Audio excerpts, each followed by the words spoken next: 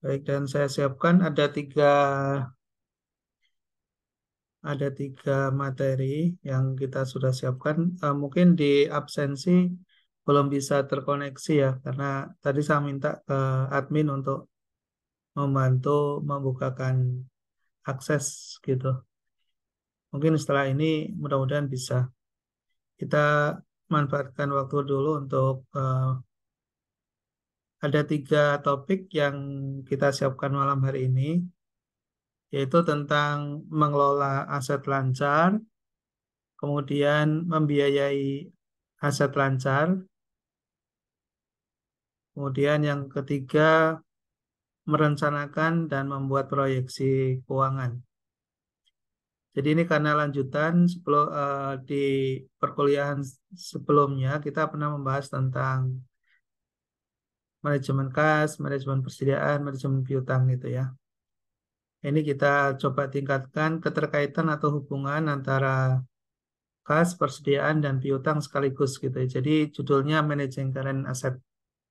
Kita mengelola aset lancar. Mungkin masih ingat di dalam perkuliahan sebelumnya ada menjelaskan tentang konsep uh, neraca ya, tentang konsep neraca.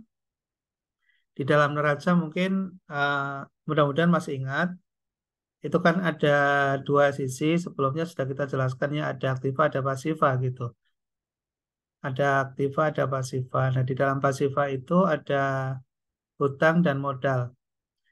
Jadi karena neraca itu adalah keseimbangan, sehingga antara aset yang kita miliki itu sama dengan atau berasal dari modal ditambah dengan hutang. Di seluruh aset yang kita miliki atau perusahaan miliki, itu sumbernya hanya ada dua saja. Sumbernya yang pertama berasal dari modal sendiri, gitu ya. Kemudian yang kedua berasal dari hutang, gitu ya. Jadi kalau misalnya uh, kita kita mungkin tidak hanya entitas bisnis, tapi entitas personal ya seperti kita ini, aset yang kita miliki ada rumah, ada kendaraan mungkin ya, ada aset-aset lainnya ya, laptop, peralatan rumah tangga, mebeler, semua yang kita miliki itu sumbernya adalah dari modal kita. Modal itu kan bisa berasal dari pendapatan ya, bisa berasal dari pendapatan atau penghasilan kita, bisa juga berasal dari hibah ya, bisa dari warisan. Atau kalau kita berusaha atau kita melakukan suatu kegiatan bisnis, maka berasal dari laba. Itu namanya modal ya. Modal artinya kita ketika memiliki aset itu tidak punya kewajiban untuk mengembalikan. Itu namanya ekuitas atau modal. Jadi kepemilikannya sudah melekat pada kita, ya pada entitas personal atau entitas bisnis. Itu ya. Lalu kalau kita misalnya beli kendaraan atau beli aset, tapi sumbernya bukan dari penghasilan kita atau dari modal istilahnya gitu ya, bukan dari modal kita, maka berarti berasal dari hutang. Nah, nanti itu kita akan bahas di uh, chapter berikutnya ya, chapter berikutnya. Baik ya, ini sebagai sebuah pengantar. Di dalam terminologi modal kerja itu ada istilahnya modal kerja kotor. Modal kerja kotor itu yang dimaksud dengan modal kerja mungkin masih ingat ya dulu waktu kita sudah menjelaskan di pertemuan yang lalu. Semua aset yang mampu menghasilkan pendapatan itu disebut dengan modal kerja. Jadi sekali lagi saya ulangi ya, seluruh aset yang kita miliki yang mampu menghasilkan pendapatan maka disebut dengan modal kerja. Contohnya apa yang bisa menghasilkan pendapatan? Menghasilkan pendapatan misalnya kas, ya uang tunai itu bisa menghasilkan pendapatan ketika digunakan untuk suatu transaksi. Misalnya kita membeli suatu aset, lalu kemudian aset itu kita jual, ada selisih margin ya, selisih harga. Harganya selisihnya adalah surplus, maka surplus itulah penghasilan yang kita peroleh yang disebut dengan laba. Ya, jadi kas itu bisa menghasilkan langsung dari suatu pendapatan yang kita peroleh. Lalu apalagi misalnya uang yang kita tanam di bank, uang yang kita taruh di bank dalam bentuk deposito misalnya, atau dalam bentuk tabungan, itu juga modal kerja. Kenapa modal kerja? Karena aset yang kita taruh di bank itu bisa menghasilkan pendapatan buat kita. Atau dalam bentuk surat berharga ya, misalnya kita beli obligasi, beli saham misalnya, maka saham atau obligasi yang kita beli itu bisa menghasilkan pendapatan buat kita atau buat perusahaan, maka disebut dengan modal kerja. Terus apa lagi? Persediaan. Ya, persediaan apabila kita membeli barang atau produk yang bertujuan untuk kita perjualbelikan, ya, maka barang tersebut menjadi modal kerja ya buat kita sebagai suatu entitas personal maupun entitas bisnis. Terus apa lagi yang disebut dengan modal kerja? Penempatan dana. Misalnya kita eh, melakukan suatu investasi misalnya. Penempatan pada suatu perusahaan.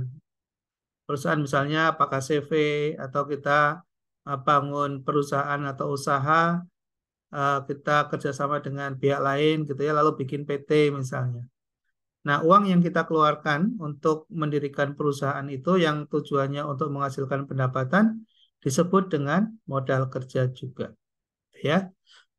Lalu ada istilah modal kerja kotor. Dalam modal kerja ada modal kerja kotor, ada modal kerja bersih. Maksudnya bedanya di mana gitu ya antara modal kerja kotor dengan modal kerja bersih.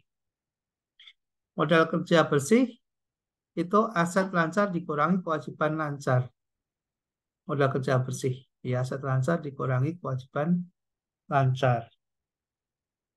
Kalau modal kerja kotor dikurangi dengan total aset lancar. Kebijakan modal kerja menentukan tingkat setiap jenis aset lancar yang akan dimiliki dan bagaimana biaya aset lancar. Jadi kebijakan kalau kita bicara dalam konteks modal kerja, kemudian kita bicara membuat suatu kebijakan tentang modal kerja, artinya kita sedang menentukan apa sih jenis aset yang akan kita miliki gitu ya. Dan bagaimana membiayai aset tersebut atau membeli aset tersebut. Bagaimana? Dari mana sumbernya?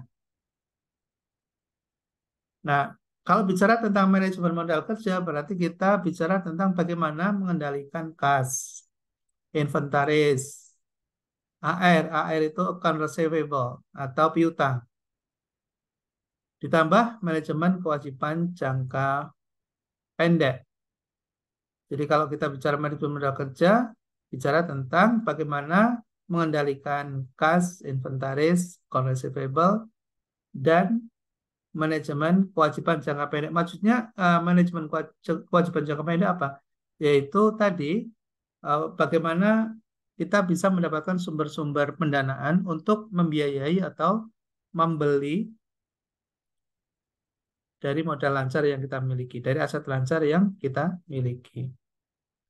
Ya, jadi bicara tentang keuangan ini, mohon maaf ya mungkin kalau kita yang belum terbiasa dengan neraca, mungkin masih bingung ya membayangkannya seperti apa. Tapi saya yakin karena kita sudah beberapa kali menjelaskan tentang hal ini, mudah-mudahan sudah punya gambaran gitu tentang bagaimana tentang apa sebetulnya yang kita bicarakan ini. Ya. Nah, berikutnya adalah sebuah contoh. Ini sebuah contoh eh, karena ini lanjutan ya. Jadi saya langsung pada berbagai beberapa rasio yang digunakan untuk mengetahui suatu kondisi aset yang kita miliki, gitu ya, apakah termasuk produktif atau tidak, kemudian apakah mampu menghasilkan return atau pendapatan yang baik atau tidak, gitu ya. Sebagai contoh, misalnya kita saat ini memiliki hutang per aset ya, hutang per aset 58,76 itu ya. Maksudnya apa sih hutang dibagi dengan aset? Artinya bahwa aset yang kita miliki berasal dari hutang sebesar 58. Jadi aset yang kita miliki, misalnya kita punya aset 100 ya misalnya, itu 80%-nya, 58%-nya berasal dari hutang. Nah, itu namanya hutang per aset. Ya, hutang per aset. Jadi ada rasio-rasio yang memang sering digunakan ya untuk menilai suatu perusahaan. Cukup dengan mengatakan misalnya berapa sih rasio rasio hutang gitu ya. Biasanya biasanya di lebih familiar disebut dengan rasio hutang atau sering TATO ya, total aset ya, total aset per hutang atau sering disebut dengan rasio hutang gitu aja. Ya, kalau di dalam bisnis biasanya komunikasi atau percakapan yang muncul misalnya berapa rasio hutangmu gitu ya. Berapa sih rasio hutang perusahaan X itu gitu ya. Itu maksudnya sedang menanyakan atau menjelaskan tentang seluruh aset yang dimiliki perusahaan itu berasal dari hutangnya itu berapa persen, nah gitu. Nah, kalau kemudian muncul angka 58% atau 50%, oh berarti hampir separuh dari aset yang dimilikinya itu berasal dari hutang. Gitu. Nah, itu disebut dengan rasio hutang. Lalu ada istilah perputaran kas dan surat berharga. Itu juga penting ya di dalam percakapan bisnis atau di dalam bahasa bisnis itu sering disebut dengan perputaran kas dan surat berharga. Kas dan surat berharga, ya kas dan surat berharga itu merupakan aset lancar yang paling liquid, ya aset lancar yang liquid. Kenapa? Karena kas itu hari ini dibutuhkan, hari ini juga bisa kita eksekusi, ya bisa kita gunakan. Surat berharga juga sama, artinya gini bahwa kita tidak perlu menunggu waktu yang lama untuk melikuidasi dari surat berharga. Karena hari ini kita pasang di market stock gitu, maka kita bisa langsung mendapatkan pembeli ya karena di pasar saham uh, sudah langsung bisa tereksekusi dengan cepat. Artinya kita perlu tahu ketika ingin mengetahui perusahaan itu dalam kondisi sehat atau dalam kondisi yang likuiditasnya bagus, maka kita bisa mengatakan bagaimana perputaran aset lancarnya gitu ya. Atau sering disebut dengan uh, disebut uh, cash ratio gitu ya, cash rasionya bagaimana gitu. Nah, kalau bicara 16 kali gitu ya, 16 kali artinya bahwa 16 ya 16 kali atau disebut itu 22 kali bahwa kas yang ada itu dalam satu periode ya dalam satu periode dia berputar 16 kali. Artinya semakin tinggi putarannya maka mengindikasikan bisnisnya beroperasi makin baik gitu ya. Jadi kalau misalnya gini, kita punya kas tapi tidak digunakan untuk suatu transaksi atau tidak kita gunakan dalam suatu transaksi bisnis ya, apakah kita, cash flow-nya gitu ya, perputaran kasnya itu tidak jalan, itu mengindikasikan perusahaan tidak sehat ya, perusahaan tidak cukup baik. Artinya kalau makin tinggi frekuensi putarannya itu makin. Jadi kalau kita lihat misalnya SKI dengan rata-rata industri misalnya itu oh ya itu ada SKI itu anonim nama perusahaan gitu ya. Kemudian ada INDAFG itu adalah industry of rates ya, industrial of rates, rata-rata industri ya.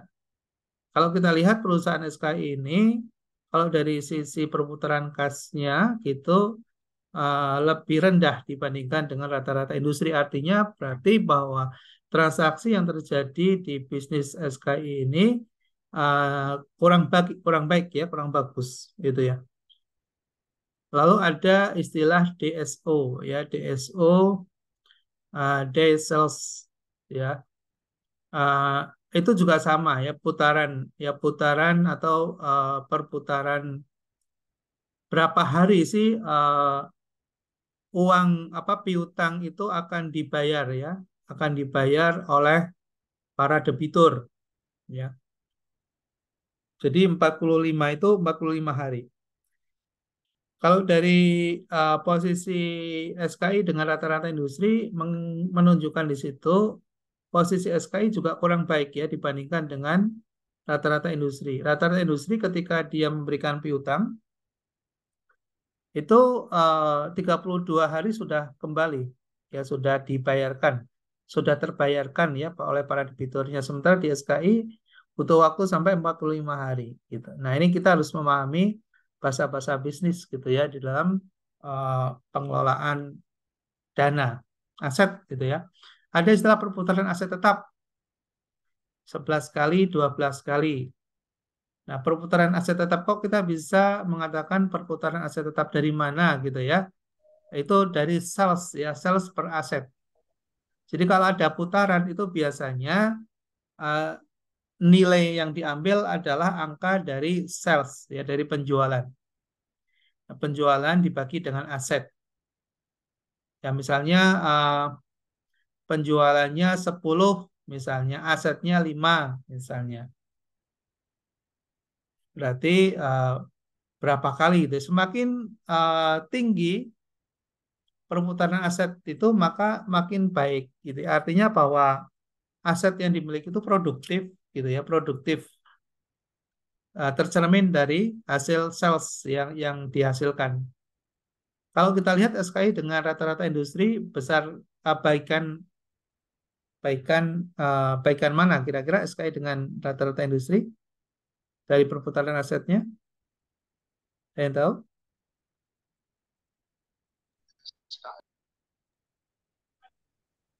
Rata-rata industri, Pak.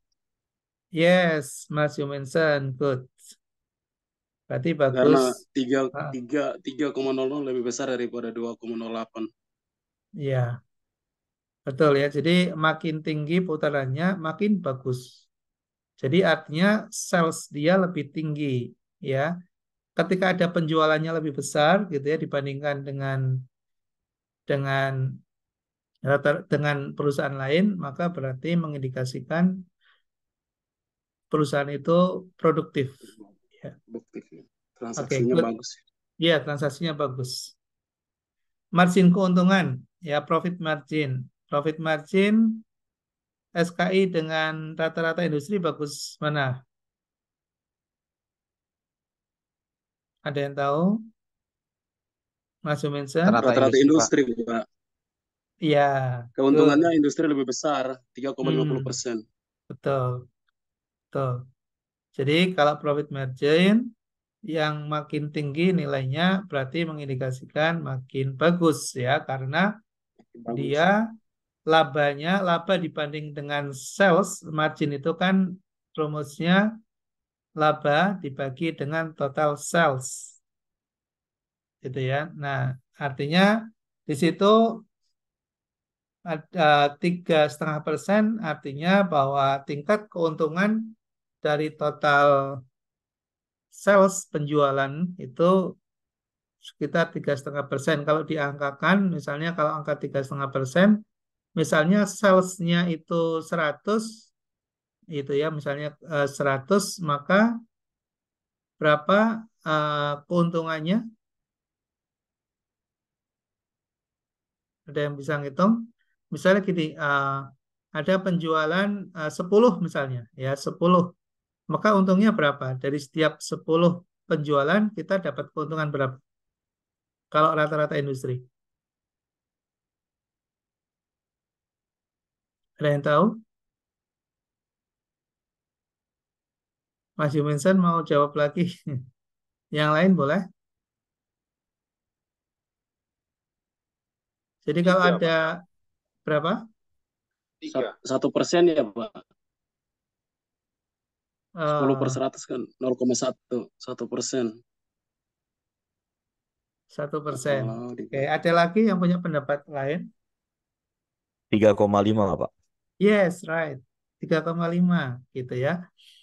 Jadi kalau kita bisa jualan 10 nilainya gitu ya 10, maka kalau profit marginnya 3,5% berarti untungnya 3,5 3,5.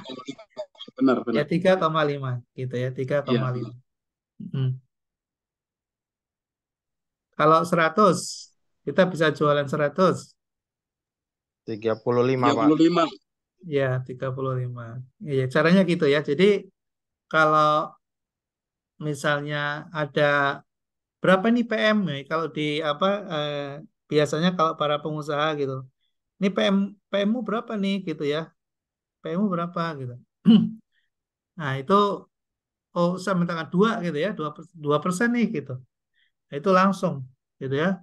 Oh, kalau salesnya ada misalnya hari itu misalnya 100 juta gitu ya.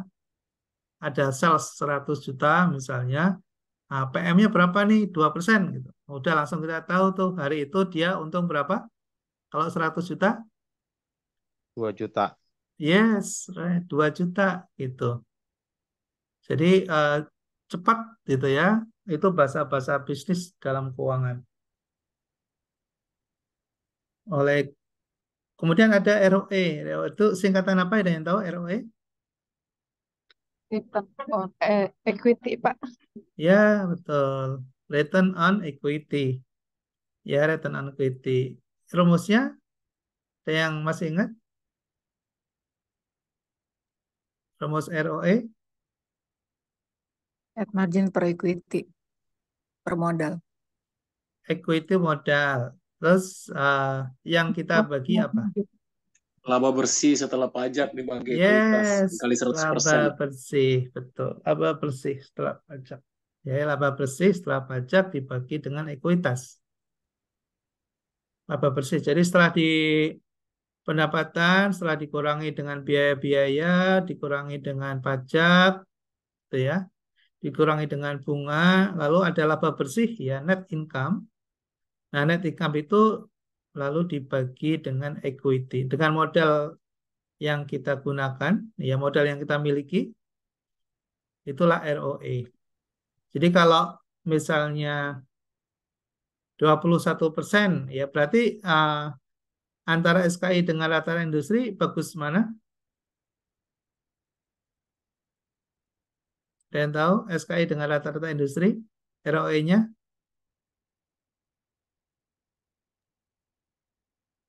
Mas Yominsa? Industri, Pak. Rata-rata Industri. industri. Ya, kenapa rata-rata Ya, industri bisa rata-rata lebih baik? industri. Karena laba bersih setelah pajak dibagi ekuitas, ya lebih besar 21%, Pak. Iya, betul ya. Jadi kalau ROE berarti artinya kalau makin tinggi, maka makin baik ya, nilainya Iya. makin bagus gitu ya. Tapi kalau hutang per aset SKI dengan rata-rata industri bagus mana?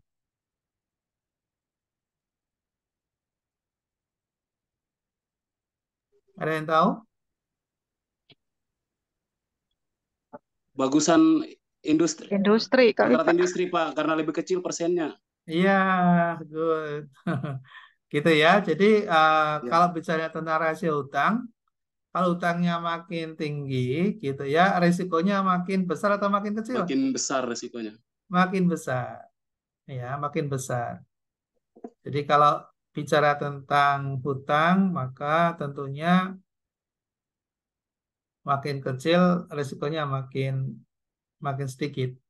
Ya, jadi kalau lantai angka rasionya makin besar berarti berisiko atau kurang bagus ya. Oke. Eh, lalu bagaimana kebijakan modal kerja SKI dibandingkan dengan industri? Ini ada pertanyaan ya. Jadi tadi kondisinya seperti ini ya, SKI dengan rata-rata industri. Ya. Jadi kalau dari sisi hutang kurang bagus ya, dari perputaran kasnya juga kurang bagus, DSO-nya juga kurang bagus, perputaran persediaannya juga kurang bagus, perputaran aset kurang dibanding industri gitu ya. Perputaran total asetnya juga kurang bagus dibandingkan industri. Jadi posisi hampir semua indikator keuangan perusahaan SKI ini di bawah rata-rata ya kinerjanya, gitu ya, di bawah kinerjanya. Lalu bagaimana kebijakan modal kerja dibandingkan dengan industrinya? SKI tampaknya memiliki modal kerja dalam jumlah besar, ya. Jadi melihat itu tanpa kita melihat neraca, tanpa melihat struktur keuangan dari perusahaan tersebut, melihat rasio saja kita sudah langsung bisa menangkap ya bahwa SKI memiliki modal kerja terlalu besar dibandingkan dengan tingkat penjualannya, gitu ya. Makanya rasio-rasionya dia rendah. Artinya banyak aset yang tidak produktif. Ya, terlalu banyak aset yang tidak produktif. Ada yang mau ditanyakan? Cukup jelas? Mas Ilham? Silakan Mas Ilham kalau ada yang mau ditanyakan. Oke, cukup jelas ya. Oke.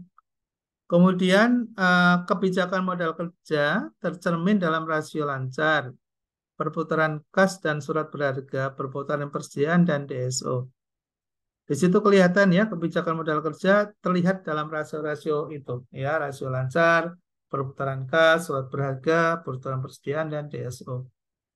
Rasio ini menunjukkan SKI memiliki modal kerja yang besar dibandingkan dengan tingkat penjualannya. SKI sangat konservatif dan tidak efisien ya, atau tidak efisien. Konservatif dan tidak efisien. Nah, pertanyaannya, apakah SKI tidak efisien atau hanya konservatif? Ini ada pertanyaan. Beda ya? Tidak efisien atau hanya konservatif. Artinya memang dia hanya mengambil kebijakan yang hanya untuk survival ya, untuk bertahan ya. Konservatif itu sekedar untuk bertahan saja gitu ya. Ini ada pertanyaan. Nah, ini sebagai analis ya, kalau Anda sebagai pelaku bisnis yang melihat rasio-rasio itu, kita udah langsung bisa menangkap ya. Kebijakan yang konservatif mungkin tepat jika kebijakan tersebut menghasilkan profitabilitas yang lebih besar. Mestinya begitu. Namun SKI tidak menghasilkan keuntungan seperti rata-rata perusahaan industri. Hal ini menunjukkan perusahaan mempunyai modal kerja yang berlebihan. Nah, pertanyaannya, kalau Anda adalah manajer keuangan atau Anda adalah seorang CEO misalnya, kira-kira apa yang mau dilakukan? Mas Ilham, Mas Evyar, Mas Munadi, apa pendapat Anda semuanya ya yang nggak saya sebut satu persatu. Silakan kalau Anda sebagai seorang CEO dari SKI untuk memperbaiki kinerja perusahaan apa yang akan dilakukan dengan melihat informasi ini? Efisiensi, Pak. Efisiensi. Apa bentuk efisiensi yang akan dilakukan? Mungkin ada beberapa tadi slide-nya yang termasuk itu Pak, yang DSO-nya kan terlalu tinggi itu Pak, kalau lihat sekilas tadi itu Pak. Oke, kalau DSO-nya terlalu tinggi, kebijakan apa yang mau dilakukan? DSO berarti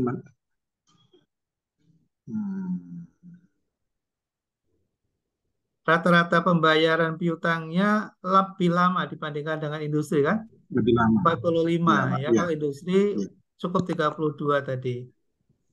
Tapi SKI butuh waktu 45 hari sehingga berarti apa yang mau dilakukan? Penjualannya Pak harus percepat supaya untuk menambah modal untuk membayar itu.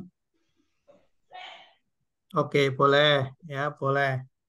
Jadi kebijakan kebijakan piutangnya diperbaiki. Jadi yang misalnya sebelumnya itu diberi waktu 2 bulan misalnya, ya mungkin dengan 2 bulan misalnya 30 hari gitu ya, kebijakan pembayaran temponya 30 hari misalnya gitu. Jadi merubah kebijakan agar putaran atau DSO-nya menjadi lebih rendah. Salah satunya seperti itu ya. Tapi nanti juga akan memiliki konsekuensi, makanya di dalam keuangan lanjutan ini dampaknya apa? Ketika kebijakan penjualan dilakukan dengan menggunakan tempo pembayaran makin singkat. Dampaknya apa, Mbak Katrin? Mbak Katrin, halo, sedang ngikutin kuliah kita kah? Dampaknya Kalau nilai tunai lebih banyak ya, Pak. Mbak Fafi, oke, Mbak Fafi ya. Gimana Mbak Fafi? apa kalau eh, Dampak menurut pendapat saya efisiensinya di utang per aset. Karena hutang itu semakin banyak akan berdampak pada perputaran semuanya. Contohnya misalnya di penggajian. Hmm, Penggajian misalnya di dalam penggajian itu ada gaji pokok, ada insentif, ada uang lembur, ada reward. Itu nanti efisiensinya di situ, Pak, untuk mengurangi. maksudnya uang lemburnya dikurangi, Mas Jumenson. Ya, Uang lemburnya dikurangi, rewardnya dikurangi. Reward berpengaruh nanti dengan kinerja nanti loh. gimana, Kalau reward gimana Mas? Iya, kurang, kalau reward pasti kalau saya iya pengaruh sih. keputusannya saya ambil seperti itu, Pak, Ibu. ya kalau rewardnya dikurangi orang jadi malas kerjanya. Nggak ada lah, reward kan ibaratnya kan kebutuhannya. Karena sebelumnya kan kita sudah adakan pertemuan, adakan penyampaian secara secara personal kepada ini atasan-atasannya setiap divisi yang dituju. Karena Reward melihat kondisi keuangan perusahaan seperti itu. Kalau misalnya saya rasa pasti disetujui sama karyawan, karena kalau misalnya dilanjutin terus pasti ujung-ujungnya perusahaannya gulung tikar. iya nggak juga. Tapi kalau Justru ini karyawan jadi modalnya nggak gede semangat nih soalnya. kerja begitu Modal, caranya, Mas. ini Kan modal besar. itu kan Ya, maksudnya ngelola keuangan urusan manajemen. Karyawan kan taunya terima gaji. Kalau gajinya dikurangin, rewardnya dikurangin, tunjangan kurangin, lama-lama juga males dia. Jadi ya. lawanan sama SDM nanti dimarahin sama sama Pak ini. Ini menarik ya, ini menarik. Yang salah itu kecuali gaji pokoknya dikurangin, Bu. Karena gaji Maaf, pokok itu sesuai UMR. Undang-undang malah. maaf. Mana ada Kalau gaji pokok kalau berkurang? kalau Bisa case sama case mana SKI ini kan bukan Oke, masalah itu ya, bukan masalah pengurangan itu kan ada case-case tersendiri, misalnya ada inflasi atau apa ini ya. Kalau ini bukan, ini masalah efisiensi aja.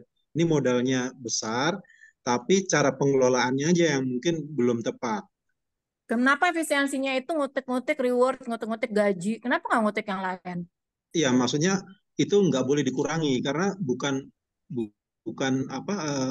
terjadi di luar ini ya, maksudnya bukan force merger misalnya seperti ada inflasi atau apa itu. Jadi eh, menurut saya itu tidak tepat dengan kebiasaan yang disampaikan sama Mas Yumen, kecuali kalau memang kondisi tidak membaik, ada terjadi apa di perusahaan guru Arab atau apa ya, mungkin baru bisa seperti kemarin COVID atau apa gitu.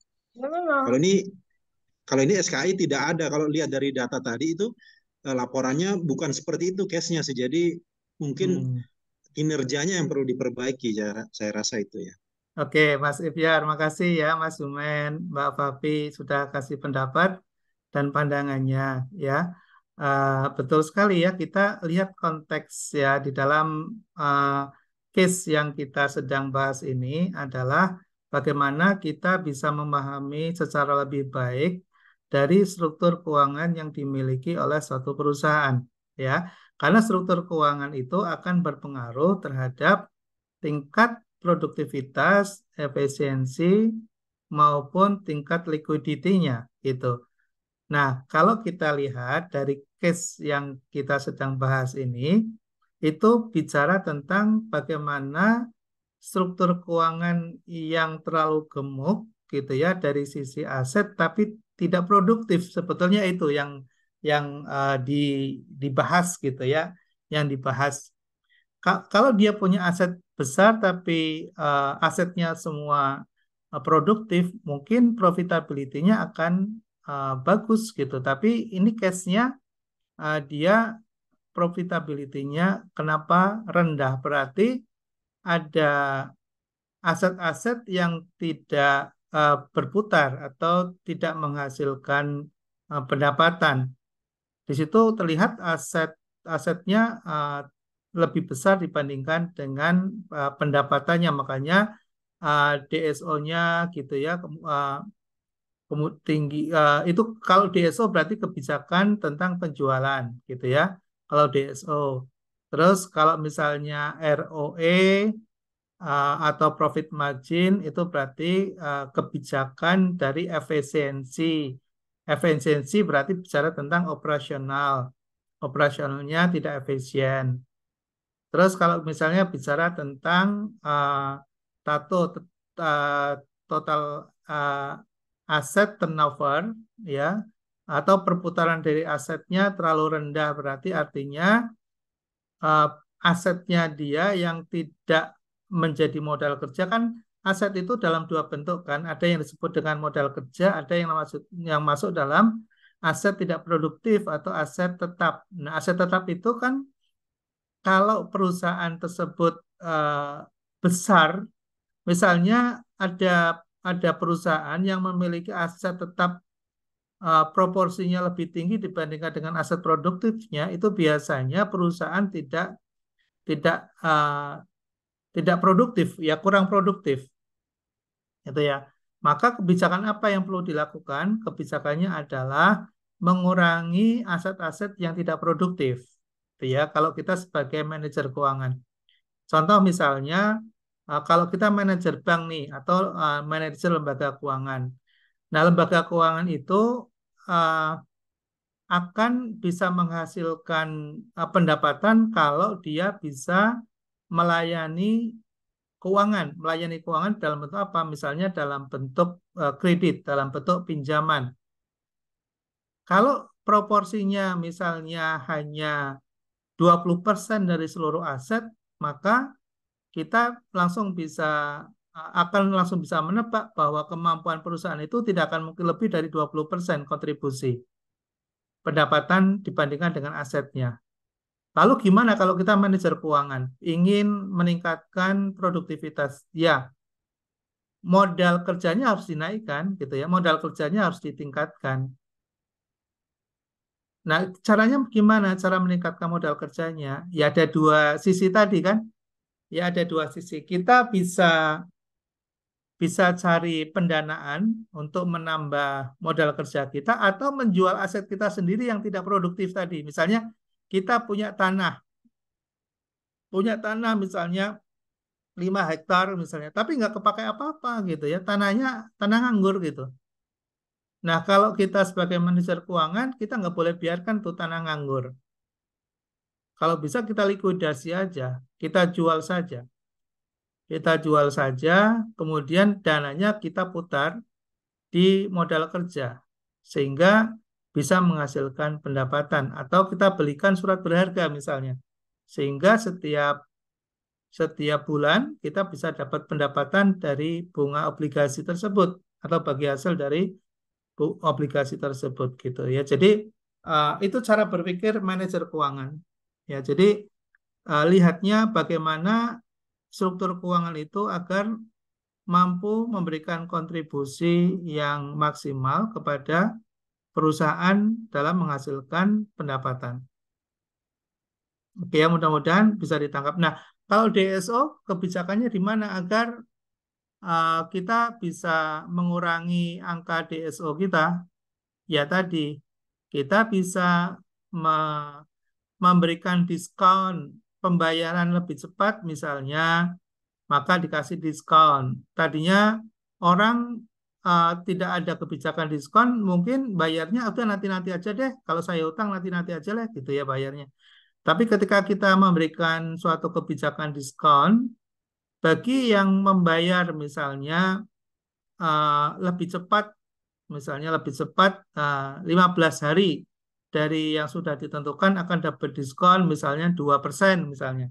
Nah, orang akan berpikir tuh, kalau gitu udahlah saya mau bayar sekarang aja biar dapat diskon 2% misalnya. Sehingga pembayaran atau uang cash yang kita terima lebih cepat dibandingkan dengan tanpa ada kebijakan diskon misalnya. Ya, itu cara-cara berpikir manajer keuangan atau CEO ya. Jadi kalau yang di sini berpikir bagaimana mengelola perusahaan dengan menggunakan perspektif finance, ya cara-cara seperti itulah yang dipikirkan, gitu ya. Beda lagi dengan cara marketing ya, marketing beda lagi. Ini kita bicara dalam perspektif finance ya. Berikutnya siklus konversi tunai. Model konversi tunai berfokus pada jangka waktu antara satu perusahaan melakukan pembayaran kepada krediturnya dan saat perusahaan menerima pembayaran dari pelanggannya. Itu siklus konversi tunai atau cash conversion cycle.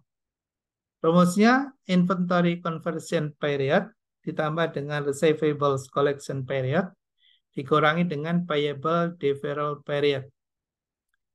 Ya, periode konversi persediaan, periode penagihan piutang atau waktu pembayaran piutang dikurangi dengan hutang ya. Nah, ini contoh siklus konversi tunai ya. Siklus konversi tunai maksudnya dari berapa hari sih gitu ya, dari kita punya persediaan sampai uangnya kembali pada uang. Jadi kita punya uang nih, kita punya uang, lalu beli persediaan, lalu kemudian persediaannya terjual, lalu kemudian uangnya terjual itu kan ada yang bentuk tunai, ada yang dalam tempo ya. Kalau penjualan ada yang tunai, ada yang tempo. Nah, pada saat kita kembali uangnya ya sampai menjadi uang kembali gitu ya dari proses tadi itu yang disebut dengan triple C ya. Yang disebut dengan triple C. Jadi contohnya kita punya itu ya 365 hari ya dalam satu tahun itu misalnya perputaran persediaan 4,82. Terus ditambah penjualan ya hari penjualan maksudnya 46 ya, butuh waktu 46 hari untuk menjual produk persediaan kita itu tadi ya, dikurangi dengan periode penundaan hutang 30 dikurangi dengan 30 hari. Nah, total 92 hari. Artinya apa? 92 hari itu bahwa uang yang kita belanjakan dalam bentuk persediaan dan kemudian terjual barang persediaan itu lalu kemudian dikurangi dengan masa periode pembayaran tempo gitu ya. Itu selama 92 hari. Dari uang menjadi uang kembali butuh waktu 92 hari. Itu siklus konversi tunai namanya.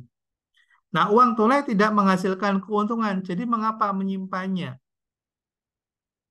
Nah, ini kalau kita ya dalam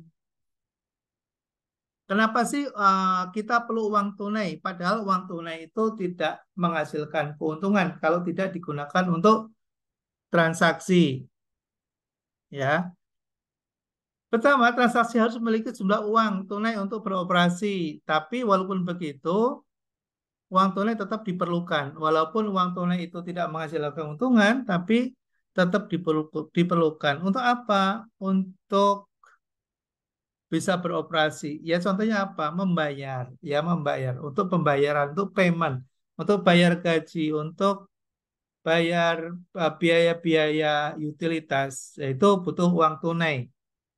Jadi sekali lagi uang tunai itu walaupun tidak langsung menghasilkan keuntungan, yang bisa menghasilkan keuntungan itu kan bukan uang tunai ya, tapi persediaan. Kita punya persediaan, itu nanti yang akan menghasilkan keuntungan. Tapi tetap diperlukan ini pertanyaannya. Kenapa kita tetap harus menyimpan uang tunai? Karena tadi digunakan untuk kegiatan operasional. Selain itu juga untuk pencegahan persediaan pengaman. Halo, apakah masih Ya, terdengar? kedengar Ini Pak. Prof. Aman Oke, Prof. Masih oke. terdengar, sudah Masih bisa. menyimak Makasih. Prof. Makasih. Lalu saldo kompensasi ya untuk pinjaman atau layanan yang diberikan. Jadi kita tetap membutuhkan saldo cash karena untuk memberikan layanan tetap kita butuh itu. Ini kan suatu pertanyaan tadi ya, kenapa sih kita perlu menyimpan uang tunai? Karena digunakan untuk ini gitu ya. Bisa juga untuk spekulasi gitu ya, memanfaatkan penawaran dan mengambil diskon. Misalnya tadi ada kebijakan diskon dari mitra kita gitu ya. Kita misalnya punya hutang pada pemasok misalnya. Lalu pemasok mengatakan ini kalau dibayar misalnya kita dikasih awalnya kebijakan pembayaran 2 bulan misalnya. Lalu masih kurang sebulan setengah misalnya kita bayar, tapi pemasok mengatakan ini kalau dibayar dalam waktu 10 hari ke depan kami akan beri diskon misalnya 2% atau 3%. Nah itu pasti menarik juga. Saya hitung-hitung nih, kalau saya bayarnya nanti, saya bayar penuh. Misalnya saya punya hutang 100 juta, misalnya. Saya punya hutang 100 juta. Tapi kalau saya bayar sekarang, misalnya, akan dikasih diskon 2%. Oh berarti, atau 3% misalnya, atau 2%. Oh berarti 2 juta. Oh kalau begitu saya untung dong 2 juta. Padahal saya masih menyimpan uang cash yang belum saya gunakan misalnya. Maka bisa jadi saya ngambil keputusan untuk membayar hutang saya sekarang karena dapat diskon 2%. Nah, kalau kita nggak pegang uang, kita nggak bisa tuh melakukan itu. Itulah maksudnya. Jadi, uang bisa tetap diperlukan gitu ya untuk menjaga operasional, kemudian juga untuk bisa untuk kegiatan spekulasi juga. Nah, apa tujuan pengelolaan kas? Untuk memenuhi tujuan di atas, ya khususnya mempunyai uang tunai untuk bertransaksi, namun tidak mempunyai kelebihan. Jadi maksudnya tetap kita perlukan ya untuk tujuan tadi transaksi seperti yang di atas tadi dijelaskan, tapi tidak perlu berlebihan maksudnya gitu ya. Untuk meminimalkan saldo transaksi khususnya dan juga kebutuhan uang tunai untuk memenuhi tujuan lainnya. Nah, cara untuk meminimalkan kepemilikan uang tunai. Uang tunai itu kalau terlalu banyak juga nggak produktif ya. Karena uang tunai itu ya tadi uangnya misalnya kita punya uang 100 juta, kita simpan di brankas misalnya, kita ambil ya tetap aja 100 juta nggak akan mungkin tambah gitu ya. Akan bertambah kalau kemudian kita gunakan untuk transaksi dan menghasilkan keuntungan baru ya. Nah, lalu untuk mengelola uang kas ini apa yang harus kita lakukan gitu ya? Ya, kita perlu pertama harus memiliki peralatan yang atau perlengkapan yang memadai ya, misalnya brankas gitu ya. Sehingga untuk mengurangi risiko adanya kehilangan atau misalnya ada musibah bencana banjir dan sebagainya tidak rusak gitu ya. Nah, itu juga butuh perlengkapan. Kemudian selain itu juga perlu uh, perlu memiliki sekuritas yang dapat dipasarkan. Maksudnya uh, kalau kita tetap ingin dapat dana likuid tapi bisa menghasilkan, ya belikan saja surat berharga, ya saham misalnya tadi. Artinya kalaupun nganggur gitu, dana itu menghasilkan dividen atau menghasilkan gains gitu. Jadi tidak menganggur, uangnya bisa menghasilkan. Lalu ada istilah float, ya bagaimana pengaruhnya terhadap manajemen kas, ya. Bagaimana manajer perusahaan akan mengelola dana apabila ada selisih. Nah, ini float itu apa sih? Nah, ini sering muncul di di bisnis, ya, float. Ya, float apa float? Float adalah selisih antara uang tunai yang tertera di pembukuan perusahaan dan pembukuan di bank. Jadi kalau misalnya kita mungkin ada dana, kita punya dana liquid misalnya 100 juta. Lalu disimpan di brankas misalnya 50%, ya. 50% itu berarti 50 juta. Lalu yang 50 juta disimpan di bank misalnya. Nah, jika SKI mengumpulkan cek dalam 2 hari, tetapi pihak yang menerima cek dari SKI tidak memprosesnya selama 6 hari. Nah, misalnya kita punya uang di bank dalam bentuk giro, lalu kemudian kita mengeluarkan cek untuk melakukan pembayaran pada mitra, pada partner misalnya. Cek itu misalnya kita kasih, misalnya kalau sekarang tanggal 10, kita kasih pencairan tanggal 20 misalnya. Nah, mestinya tanggal 20 itu dalam hitungan dalam transaksi pembukuan kita, uang kita akan berkurang tuh tanggal 20 sebesar, misalnya kita keluarkan cek senilai 10 juta misalnya. Berarti uang yang ada di bank, yang tadinya 50 juta, dikurangi dengan 10 juta, maka akan sisa saldo berapa? 50 dikurangi 10? 40. Ya, 40. 40. Ya, jadi tanggal 20 itu uang kita di bank akan berkurang sebesar 10 atau sisa saldo di bank sebesar 40. Betul sekali. Ya. Tapi misalnya ternyata si penerima cek dari kita itu atau giro dari kita itu tidak mencairkan gitu ya. Mungkin dia lupa atau mungkin dia memang nggak butuh, mungkin nanti aja lah saya cairkannya gitu, bisa jadi gitu ya, bisa jadi. Nah, itu di bank kalau ceknya tidak dicairkan, uangnya berkurang nggak? Enggak, Pak. Ya Tidak. enggak, betul, enggak. Tapi di pembukuan kita, karena kita mencatat di tanggal 20 nanti itu ada penarikan, bisa jadi di pembukuan kita itu langsung dikurangi, ya, langsung dikurangi tuh 10 juta gitu ya di dalam pembukuan kita, ya, dalam pembukuan kita. Padahal di bank uangnya belum ditarik gitu. Nah, ada selisih itu misalnya selama misalnya 10 hari berikutnya, jadi akhir bulan baru dicairkan gitu ya oleh orang tadi yang terima giro dari kita, misalnya cek dari kita itu misalnya. Nah, berarti kan hampir 10 hari ya ada perbedaan ya pencatatan dan kondisi yang sebenarnya gitu selama 10 hari. Nah, itulah yang disebut dengan float, ya, ada selisih, ya, ada float.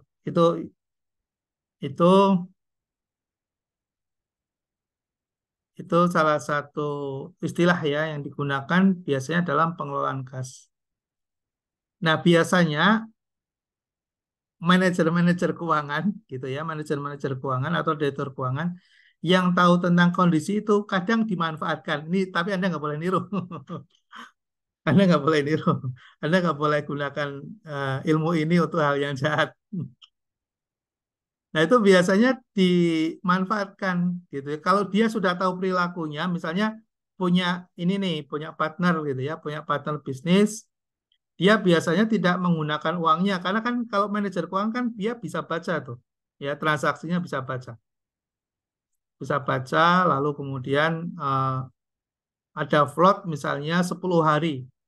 Nah kalau perusahaan besar 10 hari transaksinya itu kan miliaran misalnya, ya bisa 2 miliar, 3 miliar, 10 miliar misalnya. Ada 10 miliar misalnya, dana terjadi float gitu ya, 10 hari. Itu kalau direkturnya nakal, itu direktur nakal, dia cairkan itu. Dia cairkan 10 hari, taruh misalnya di apa namanya, istilah kalau di bank itu ada namanya midnight, ya, harian, ya, taruh di harian.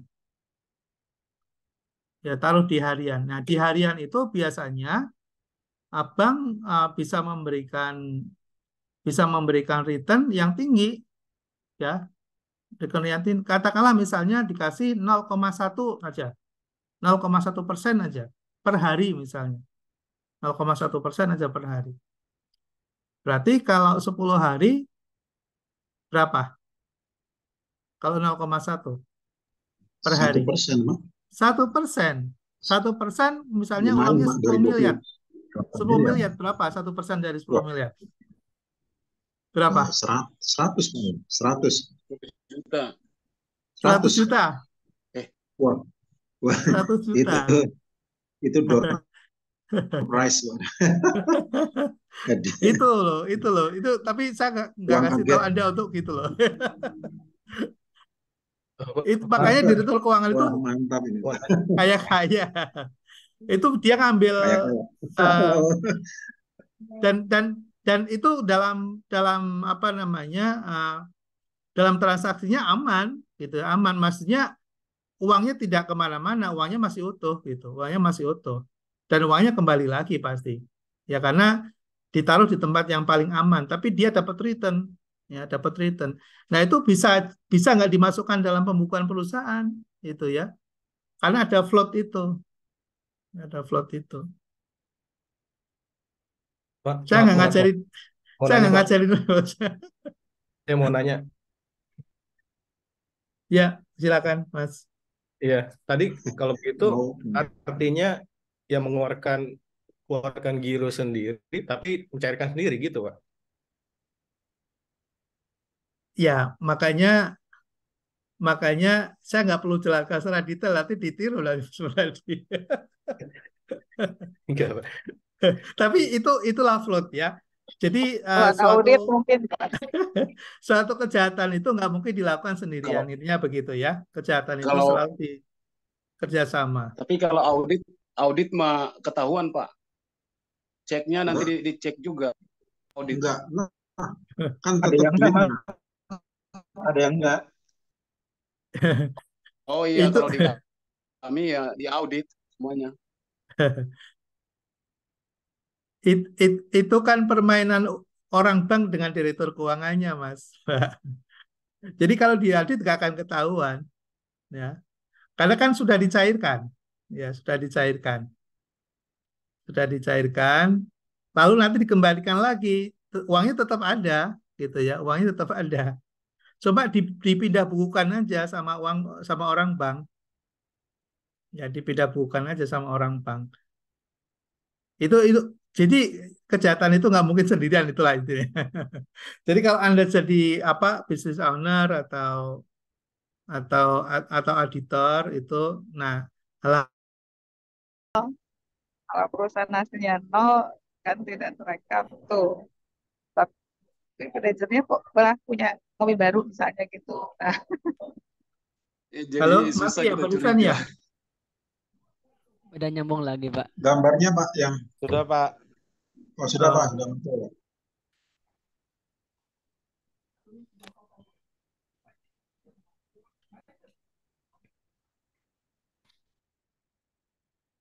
Oke, sudah terlihat ya. Udah, sudah Pak. Pak.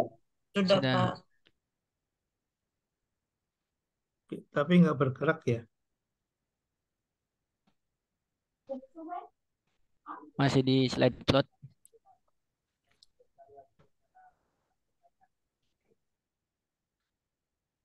Oke. Nah, ini yang nomor ketiga ini ya. Jika sebuah perusahaan dengan net float selama 4 hari menulis dan menerima cek senilai 1 juta US dollar per hari, maka perusahaan tersebut dapat beroperasi dengan modal 4 juta. Lebih sedikit dibandingkan jika perusahaan tersebut tidak memiliki net float. Ya ini maksudnya ya. Jadi kalau ada net float, lalu kemudian yang mengetahui itu hanya direktur keuangan, gitu ya. Itu kan sebetulnya ada uang yang nganggur, ya ada uang yang nganggur yang sebetulnya sudah bukan milik perusahaan lagi, gitu ya.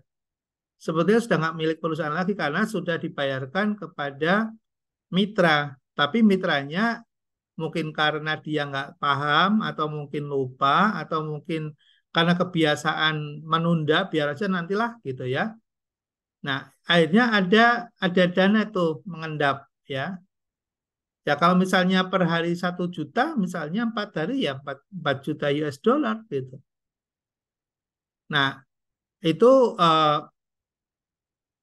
itu suatu posisi di mana sebetulnya kalau perusahaan tersebut mengetahui, maka perusahaan sebetulnya memiliki keuntungan ya untuk memanfaatkan float itu. Itu. Ya makanya tadi yang saya ceritakan itu kalau perusahaannya kemudian sebetulnya tahu tapi kemudian tidak memanfaatkan bisa dimanfaatkan oleh perorangan tadi. Ya. Oke. Anggaran kas. Pengelolaan kas. Kita bisa memprediksi arus kas masuk, arus kas keluar, saldo kas akhir digunakan untuk merencanakan pinjaman yang dibutuhkan atas dana yang tersedia untuk diinvestasikan. Kalau kita bisa prediksi arus kas masuk atau keluar, maka kita bisa merencanakan kita mau pinjam atau mau investasi. Kalau kita ada surplus cash flow yang terjadi misalnya dalam periode waktu tertentu atau sebaliknya kita mengetahui bahwa pada periode tertentu kita membutuhkan kas yang besar, maka kita bisa mulai mempersiapkan untuk menyediakan likuiditas agar jangan sampai kita kuat prestasi atau tidak memiliki kemampuan untuk menyelesaikan kewajiban kita. Kita bisa lihat secara harian, secara mingguan, bulanan, tergantung pada kebutuhan kita. Ya, jadi misalnya ini yang periode tahunan, misalnya menjelang Lebaran. Menjelang Lebaran itu biasanya kebutuhan kasnya meningkat. Ya, kebutuhan kas meningkat. Kalau kita sudah tahu bahwa menjelang Lebaran itu kebutuhan kas meningkat, maka harus prepare, gitu ya, harus prepare. Bagaimana cara menanggulanginya? Bisa jadi misalnya dengan cara kita punya standby line, kita mengajukan pinjaman rekening koran ke bank misalnya. Tujuannya untuk apa? Kalau rekening koran itu kan kita gunakan baru kita kena cas. Kalau kita nggak gunakan, kita nggak kena cas. Nah, kalau kita tidak mengetahui tentang hal itu, maka berisiko karena misalnya Lebaran kurang 1 bulan ya, misalnya pas puasa orang lagi butuh uang untuk bayar THR, untuk ada yang mungkin ya minta untuk dipercepat pembayaran dan sebagainya sehingga perusahaan mau tidak mau menyediakan kas yang cukup. Tapi karena kita tidak prepare ya, tidak menyiapkan. Nah, pada bulan yang bersangkutan kita baru nyari-nyari. Wah, itu repot ya. Berisiko bisa jadi kita nggak dapat pinjaman, bisa jadi kita nggak dapat uang cash. Maka harus ada persiapan bagaimana kita bisa mendapatkan sumber-sumber dana tunai untuk menanggulangi kebutuhan uang cash ya, atau disebut dengan manajemen likuiditas kita. Ini anggaran kas perusahaan SKI contohnya. Ada arus kas bersih, ada arus kas Januari dan Februari. Ya, dari collection atau pembayaran penjualan Tempo di bulan Januari 67, Februari 62. Lalu ada pembelian barang 44.000 di Februari 36. Gaji 6, Februari 5. Sewa 2,5 sama. Jumlah pembayaran 53.000 untuk Januari. Untuk Februari 44.000. Arus kas bersihnya di bulan Januari 13.000. Di Februari 18.000. Lalu arus kas masuk awal ya tanpa ada uang tunai awal jika tidak ada pinjaman. Jadi tidak ada pinjaman, Januari 3.000, Februari 16.000. Arus kas bersih masuk 13.800, di Februari 18.300. Kumulatifnya menjadi 16.000 di Januari dan Februari 35.000. Sehingga di situ kalau kita lihat ada target kasnya 1.500 ya untuk persiapan itu kalau jadi kekurangan, sehingga ada kelebihan kas di bulan Januari 15.000 dan Februari 33.000. Nah, pertanyaannya, haruskah penyusutan dimasukkan secara eksplisit ke dalam anggaran kas? Di situ kalau kita lihat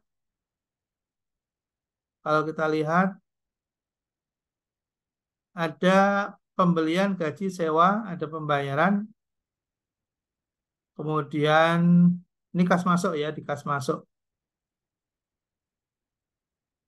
Oke.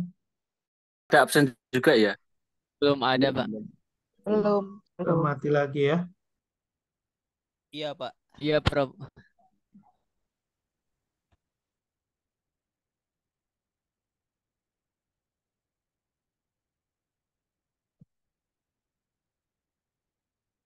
Sudah terlihat?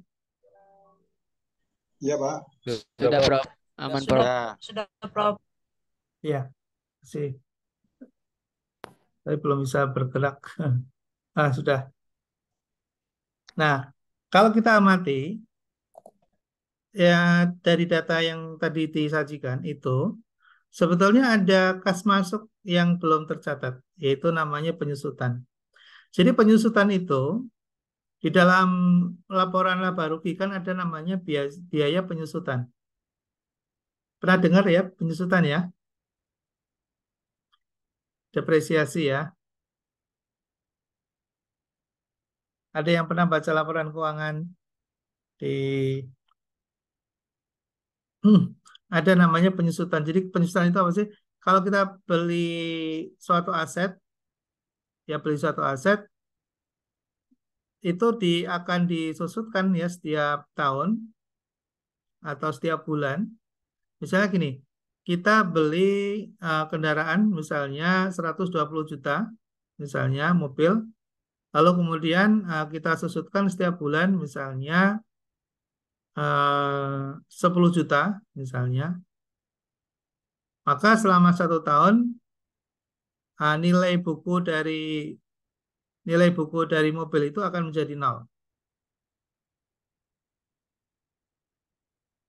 Nah, kita di dalam laporan laba rugi itu kan berarti menjadi beban ya. Kalau ada penyusutan itu kan berarti beban. Biaya, namanya biaya penyusutan. Dibebankan menjadi biaya. Nah, ketika kita bebankan menjadi biaya, kan mengurangi laba, ya mengurangi pendapatan. Pertanyaannya, apakah 10 juta itu uangnya kita keluarkan atau tidak sih? Ada yang bisa jawab?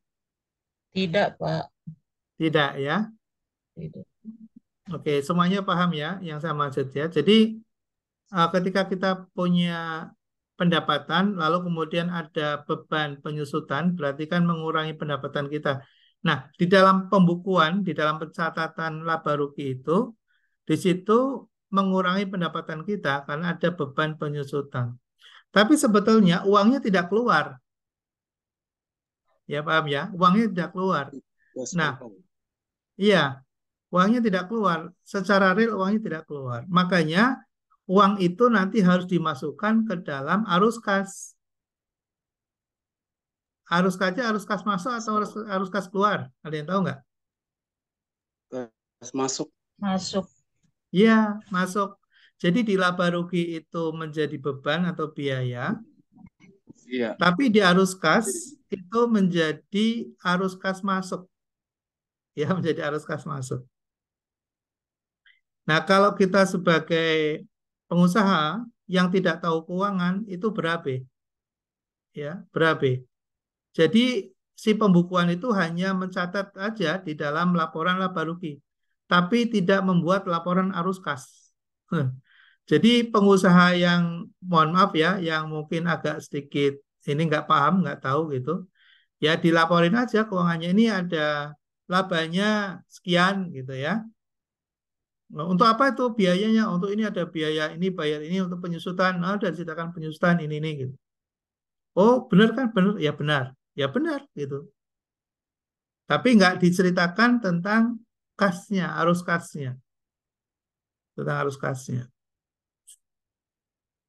Ya, misalnya 10 juta. Wah, uang 10 jutanya ditilep sama bagian pembukuannya. Ya, nggak tahu tuh. Bilang kelebihan lagi. Nggak bilang kelebihan. Jadi ceritanya arus kasnya jadi arus kas itu aja penjualan gitu. Tapi tidak dimasukkan yang namanya arus kas masuk dari beban penyusutan. Nah, pengusahanya tidak paham masalah nggak tahu keuangan gitu. Ya ketika dihitung-hitung ya benar gitu. Ya memang segitu gitu ya, masuk itu gitu. Nah, itu risikonya di situ ya. Kalau kita ada penyusutan, kalau kita tidak memahami laporan keuangan, maka berisiko kita untuk dibohongin oleh bagian keuangan kita, gitu ya. Nah, seperti tadi, seperti yang ada di sini, ya ini tidak ada arus kas masuknya, ya, dalam ini dalam bentuk arus kas masuk beban penyusutan nggak ada. Nah, apa saja potensi arus kas? Mana tadi kok berjalan sendiri?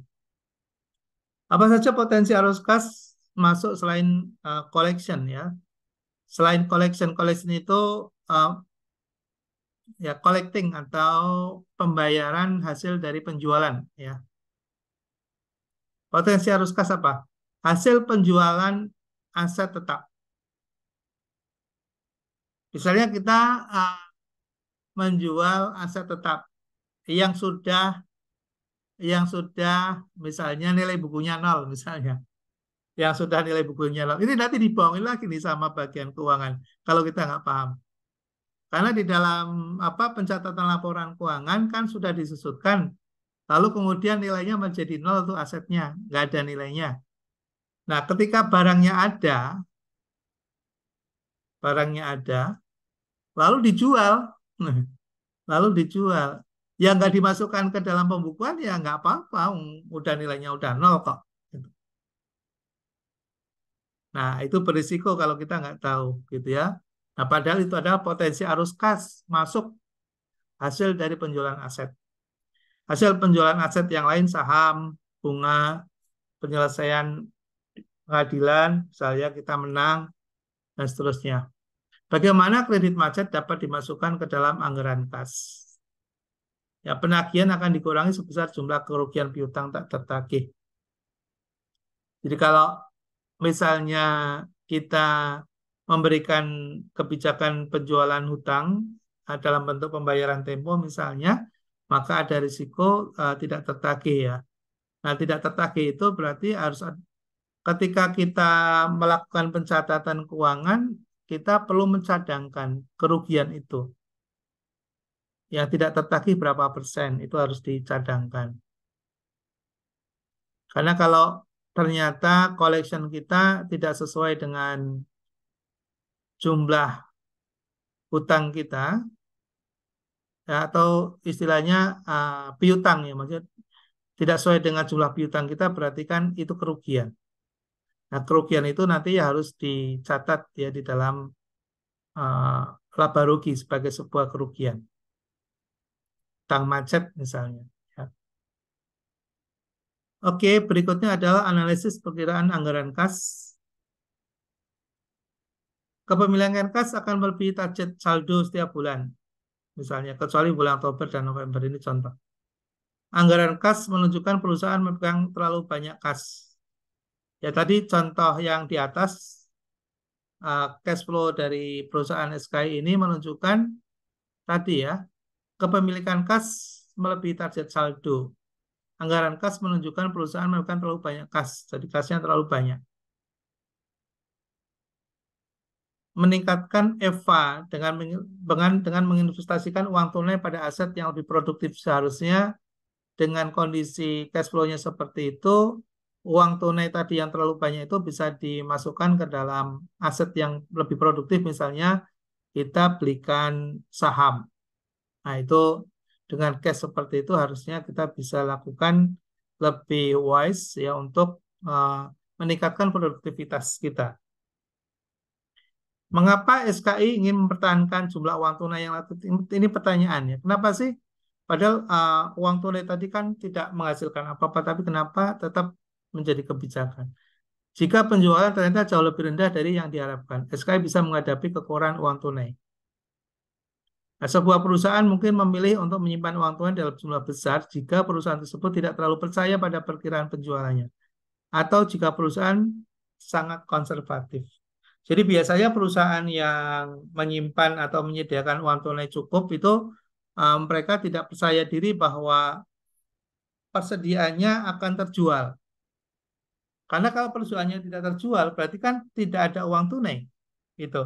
Nah, biasanya kalau perusahaan tidak percaya diri bahwa barang persediaannya bisa terjual, maka dia nggak memiliki uang tunai. Makanya dia menyimpan uang tunai yang cukup. Nah, itu kondisinya seperti itu.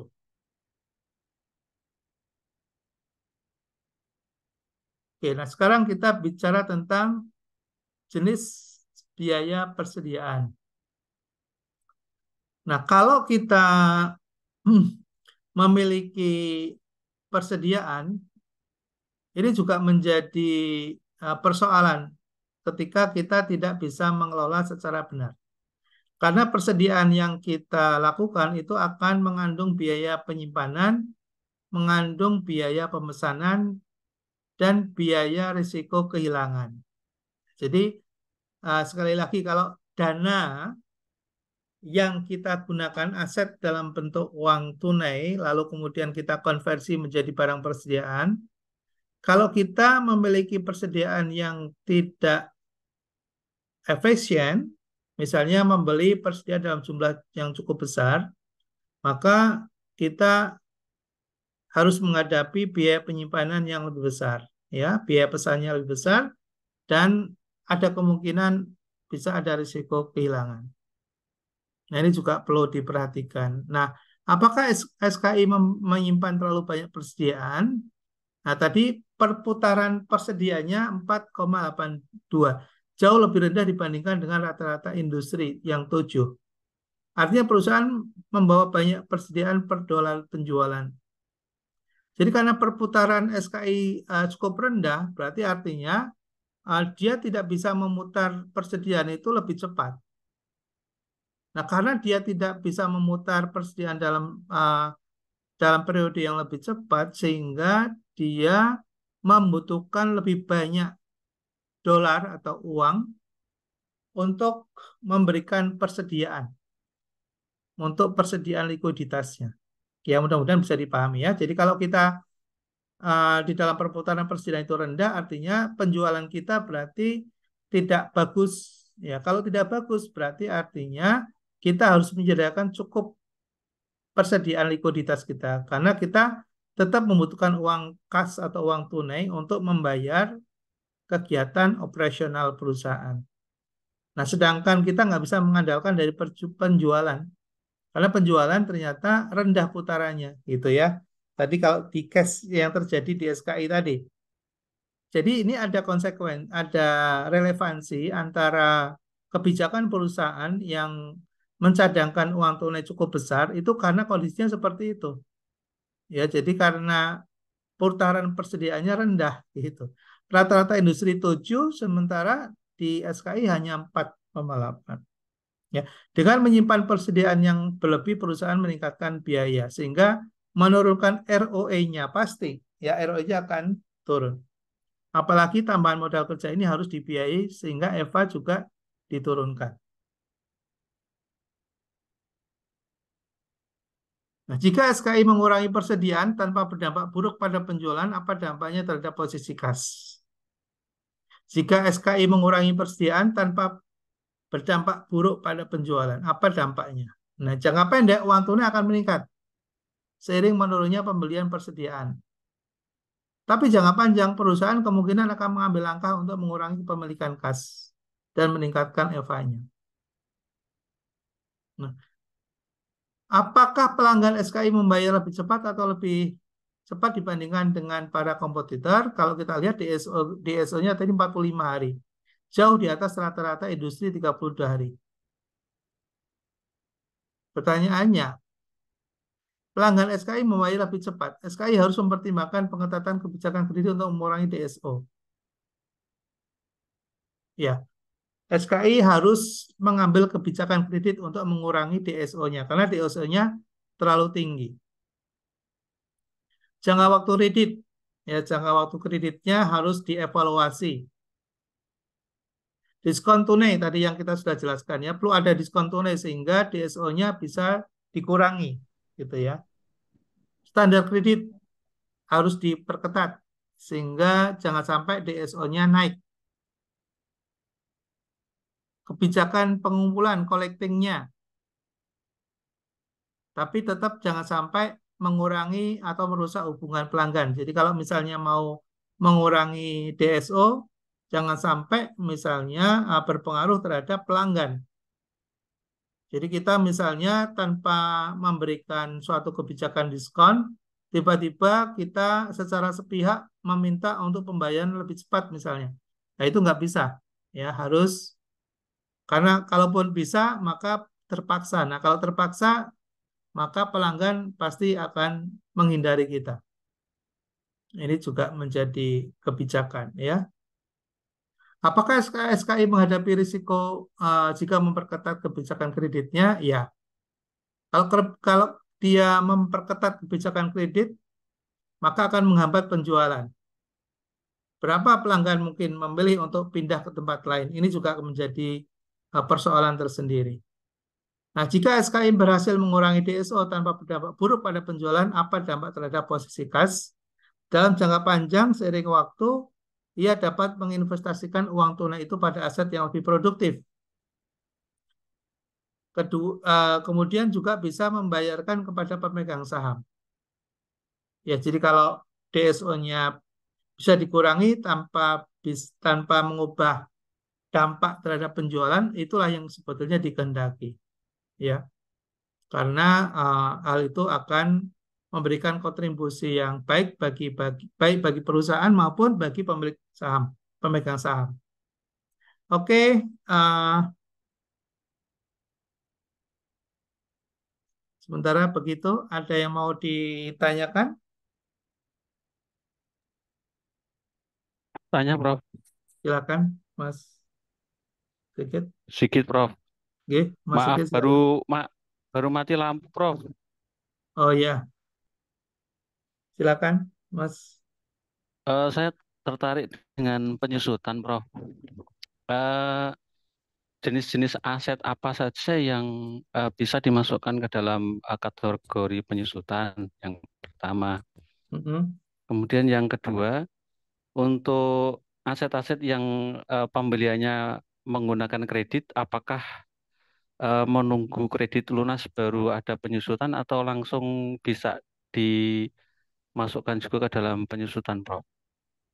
Terus kemudian yang ketiga, standar untuk penyusutan sebuah barang itu 1 tahun, 2 tahun, atau menggunakan rumus-rumus tertentu, Prof? Makasih. Ya, makasih Mas Sigit pertanyaannya. Saya kira pertanyaan ini juga buat untuk semuanya. Kebijakan penyusutan ini kita lakukan seperti apa di perusahaan, gitu ya. Terus aset apa aja yang bisa disusutkan? Oke, jadi saudara sekalian, untuk mengambil suatu kebijakan sebagai sebuah pedoman atau panduan bahwa seluruh aset yang kita miliki, yang masuk di luar modal kerja, maka itu harus disusutkan. Di luar modal kerja ya. Jadi kalau modal kerja itu apa? Saya ulangi lagi ya. Modal kerja itu apa? Itu adalah aset lancar. Aset lancar itu aset yang menghasilkan cash tunai, yang menghasilkan pendapatan bagi perusahaan. Sehingga tidak perlu disusutkan. Contoh apa? Misalnya kita punya persediaan. Itu nggak perlu disusutkan. Walaupun yang kita beli, misalnya kita jual beli kendaraan misalnya.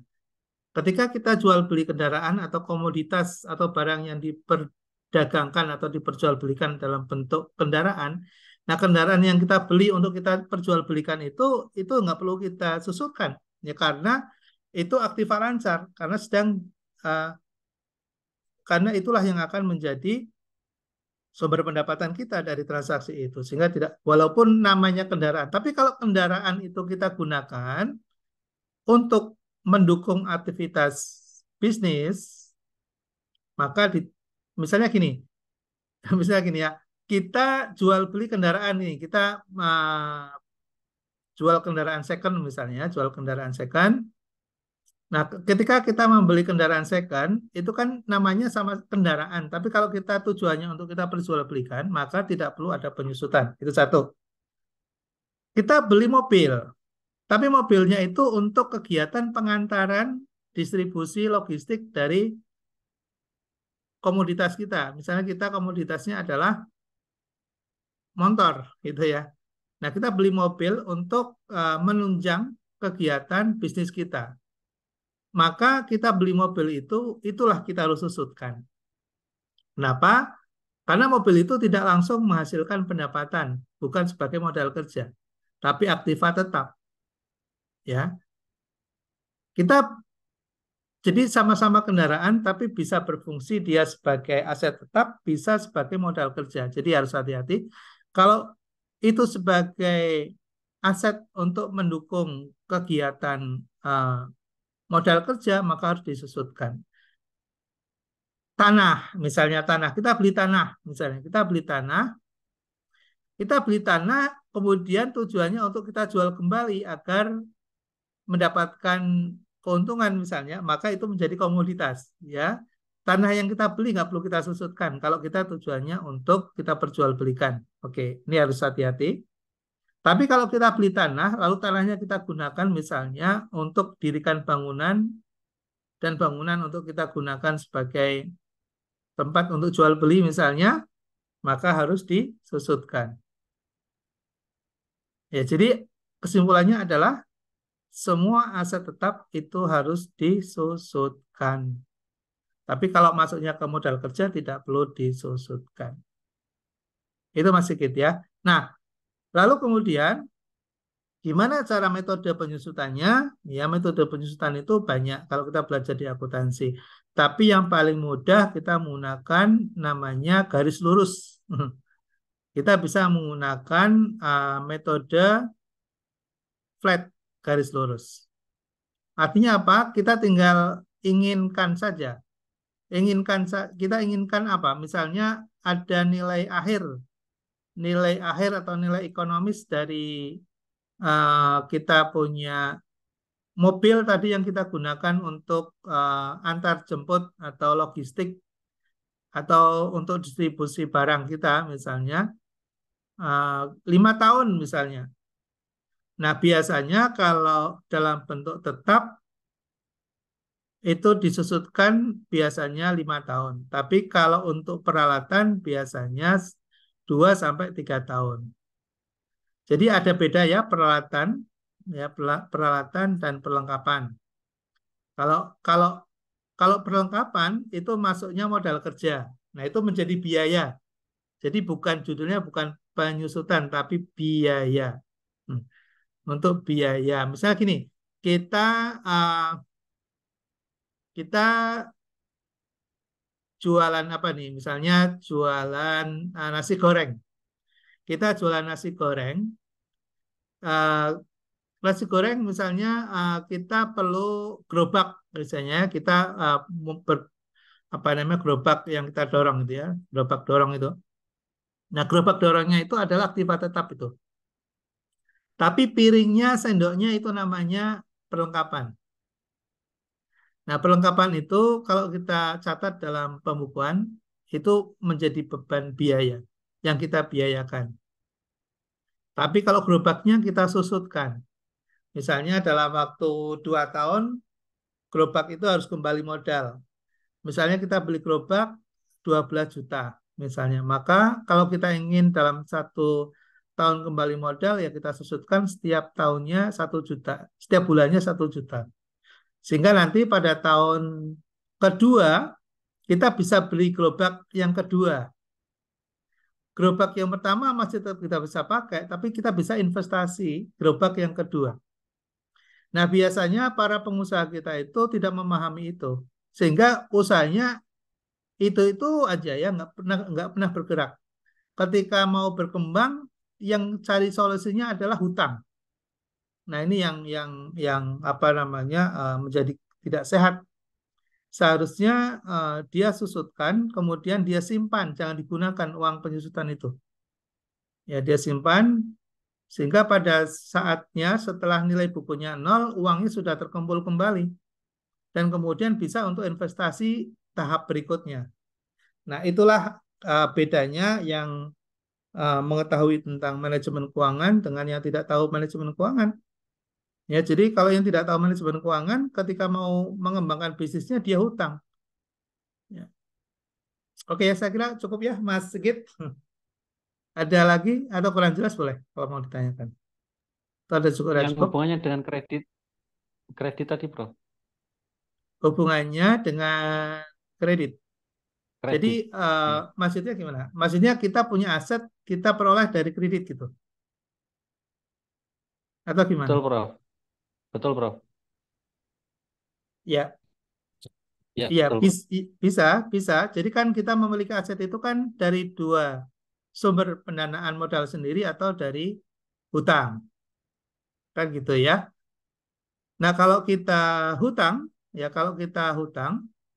berarti kan menjadi biaya. Ya, bagi kita kan biaya, beban. Ya, menjadi beban. Nah, kalau menjadi beban, yang kita bebankan adalah hutangnya, ya, untuk kita bayar. Ya, untuk kita bayar. Nah, kalau kita masih mampu untuk mencatat juga penyusutan, karena ketika kita beli barang kan menjadi aset. Kalau sudah menjadi aset kan tetap harus disusutkan. Walaupun sumbernya dari hutang tetap harus disusutkan. Gitu Mas Sigit. Siap, Bro. Boleh satu lagi, Bro? Ya, boleh. Saya kan nggak pernah di perusahaan besar ya, Bro. Saya pernah di apa itu pemerintahan, walaupun non ASN, Bro.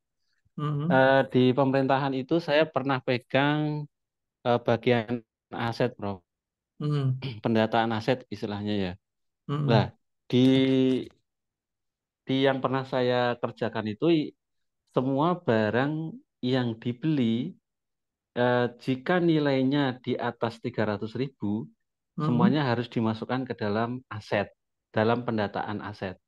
Nah, sebenarnya sebuah barang itu bisa dikatakan, oh ini aset atau ini bukan aset atau persediaan dan lain-lain. Itu standarnya kalau di perusahaan seperti apa, Bro? Makasih.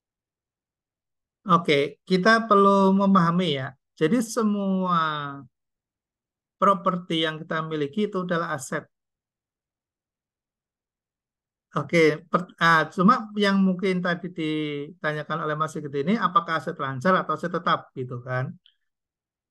Karena uang cash aja itu adalah aset, gitu ya. Apalagi perlengkapan aset, jelas aset. Jadi semua yang kita miliki itu adalah aset, gitu Mas Sigit.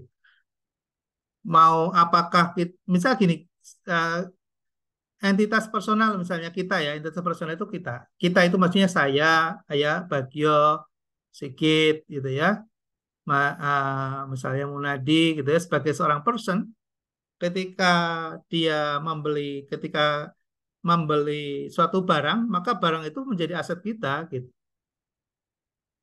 Apalagi pemerintah gitu ya, apalagi pemerintah ketika dia membeli, ya maka itulah aset. Nah, cuma kan aset itu bisa dalam bentuk persediaan, bisa dalam bentuk tadi kalau kita bagi jadi modal kerja atau menjadi aset tetap. Gitu Mas Sigit. Siap, Prof. Terima kasih. Ya, sama-sama. Ada lagi yang lain? Nambahin. Mbak Wafi, silakan. Nambahin yang tadi, yang mungkin tadi Mas Sigit maksudnya aset tetap gitu ya Mas Sigit ya. Maksudnya mau menentukan apa sih, karena kan orang bingung ya, aktiva mana sih yang dimasukin aktiva tetap, mana sih yang nggak masukin aktiva tetap. Sebenarnya dasarnya sih yang pertama acuannya sih SAK, standar akuntansi keuangan. Di situ dijelasin sih Mas Sigit bisa buka di SAK pengertian aktiva tetap. Jadi aktiva tetap itu adalah aktiva yang satu usianya lebih dari 1 tahun, dan yang kedua dia digunakan untuk mendapatkan penghasilan. Jadi memiliki usia ekonomis ya, usia ekonomisnya lebih setahun dan digunakan untuk mendapatkan penghasilan, masih memiliki potensial income istilahnya. Jadi kalau dia sudah tidak memiliki potensial income, udah nggak bisa digunakan untuk menghasilkan mendapatkan penghasilan, maka seharusnya dia sudah tidak boleh dikategorikan dalam aktiva tetap, harus dibiayakan. Kalau seandainya aktiva itu udah tidak bisa digunakan untuk mendapatkan penghasilan, harus dibiayakan seharusnya. Jadi dasarnya sih itu aja, 21 usianya lebih dari 1 tahun, dan 2 masih memiliki kemampuan untuk mendapatkan penghasilan.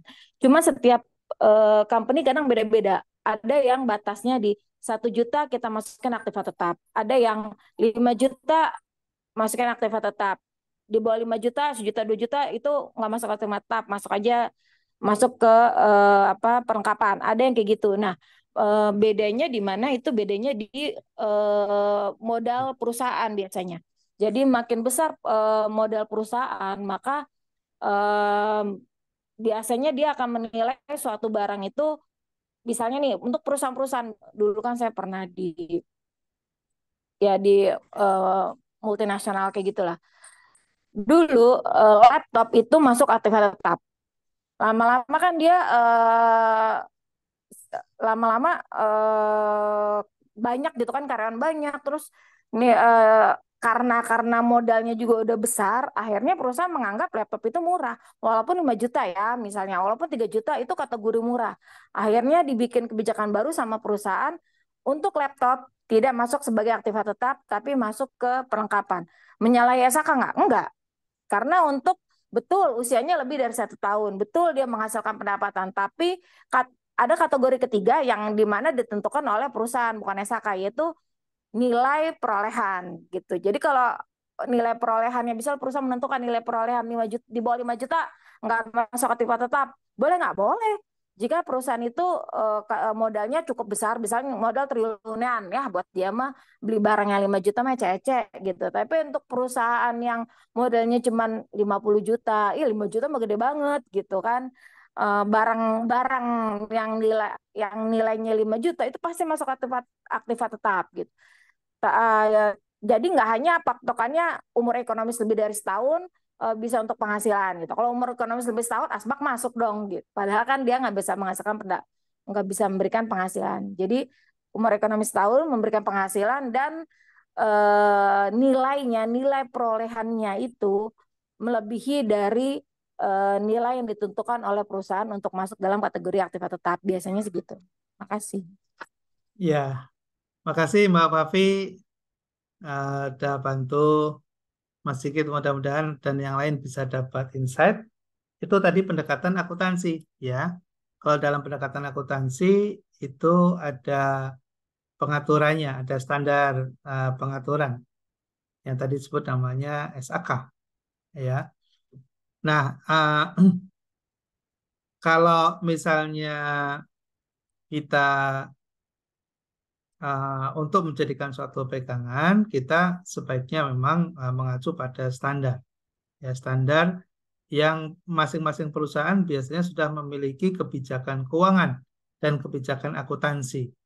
Seperti pemerintah tadi misalnya Mas Sigit, di pemerintahan, kenapa sih uang 300, pembelian di bawah 300 tidak masuk misalnya menjadi aset tapi menjadi biaya?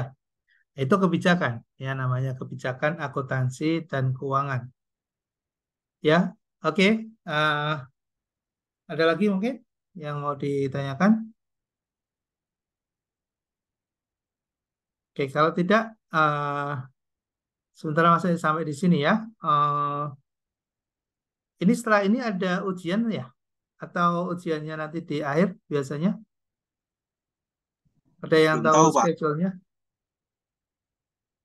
Ada yang Setelah tahu pertemuan ke-6 bukan Prof biasanya, UTS. UTS-nya setelah pertemuan keempat atau gimana? Ke-6 kan biasanya Prof. Enggak, kalau UTS biasanya Salah ya? ke-4, Prof. Oh, 1, 2, 3, ke-6. Kan kita kan Oh iya, 6 UTS. 456. satu 456, itu ya. kan satu hari itu kan 3 pertemuan. Iya, Nah, betul. kalau 2 minggu itu kan 6 pertemuan. Setelah pertemuan ke-6 biasanya. Cuman kalau Iya. hari biasa kan dihitung cuma 1 pertemuan. Jadi oh, biasanya UTS setelah kita pertemuan ngikutin ke-6 aja. Prof. Kita ngikutin aja. Oke, kita ini dulu ya. Saya close dulu.